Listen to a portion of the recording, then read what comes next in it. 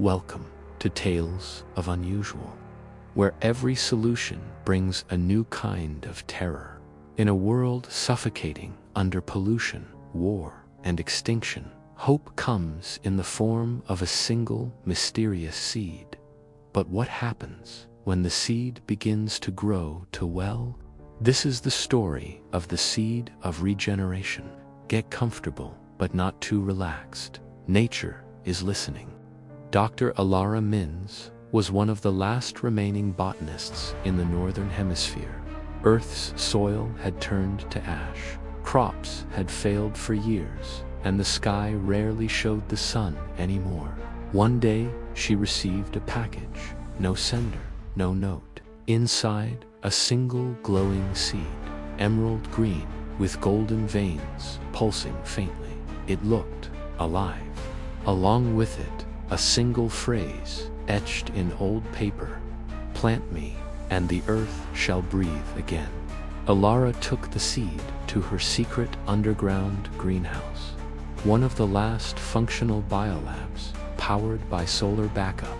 She planted it in a sterile pot with synthetic soil. Within hours, it sprouted. In one day, it grew 3 feet tall. On the third night, she saw something new: leaves twitching, breathing. The plant was watching her. And when she slept, she dreamed of forests she had never seen, lush, vibrant, and humming with whispers. On the 7th day, the plant bloomed, a massive, luminous flower with tendrils that moved with intelligence. When Alara touched one, a voice echoed in her mind: "You've awakened us, you've fed us, now we'll help you thrive." Was it telepathy, hallucination? The flower pulsed with light, and vines began growing faster, crawling over the walls, absorbing machines. Alara should have destroyed it. But how do you kill something that promises to save your world? The greenhouse was no longer a lab. It was a jungle. The plant had split into dozens of offspring, pods, vines, spores. They grew into tunnels, into air ducts, into Ilara's home above. She began changing too. Her skin felt warmer, her senses sharper. She no longer needed food or sleep.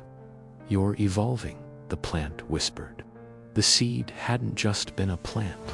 It was a blueprint, a message from something older than Earth, something buried or forgotten. Ilira's body had begun sprouting moss under her nails. Her veins glowed faintly in the dark. She began to hear voices through the roots, voices of people long dead, and of things not quite human. "We grew before man. We watched your rise and your rot." Outside, nature began to return violently. Forests exploded from city streets. Trees cracked highways. Animals reappeared, but not like before. Bigger, smarter. Watching governments sent drones, then soldiers. None returned. The jungle swallowed them whole. Alara stood at the heart of it, now fully transformed. Hair of vines, skin like bark, eyes glowing. She had become the forest's voice. This is not extinction. This is correction. Humanity was not being punished, it was being replaced. The seed had never been Earth's to begin with. It had come to claim what was always its. If you walk far enough into the ruins of what was once New York, you may find the edge of the living forest.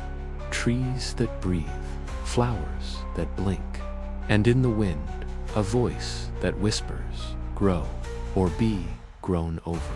Thank you for listening to Tales of Unusual. Like, comment, and subscribe before your garden listens too closely.